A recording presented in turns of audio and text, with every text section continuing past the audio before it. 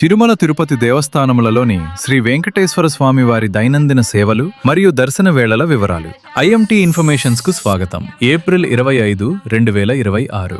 శ్రీ వెంకటేశ్వర స్వామి వారి దైనందిన సేవలు తెల్లవారుజామున రాత్రి 2:30 నుండి 3 వరకు సుప్రభాతంతో ప్రారంభమవుతాయి. ఆ తర్వాత రాత్రి 3:30 నుండి 4 వరకు తోమాల సేవ, రాత్రి 4 నుండి 4:15 వరకు కొలువు మరియు పంచాంగ శ్రవణం, అలాగే రాత్రి 4 నుండి 4:30 వరకు మొదటి అర్చన మరియు సహస్రనామ అర్చన ఏకాంతంగా నిర్వహించబడతాయి. ఉదయం 6:30 నుండి 7 వరకు మొదటి గంట, బలి మరియు శాత్తుముర సేవలు ఉండగా, ఉదయం 7 నుండి 7:30 వరకు శుద్ధి, రెండవ అర్చన మరియు రెండవ గంట కార్యక్రమాలు జరుగుతాయి. భక్తుల కోసం దర్శనం ఉదయం 7:30 నుండి సాయంత్రం 7 వరకు మరియు తిరిగి రాత్రి 8 నుండి అర్ధరాత్రి 12:30 వరకు అందుబాటులో ఉంటుంది. మధ్యాహ్నం 12 నుండి సాయంత్రం 5 వరకు కళ్యాణోత్సవం, బ్రహ్మోత్సవం, వసంతోత్సవం మరియు ఊంజల్ సేవలు నిర్వహిస్తారు.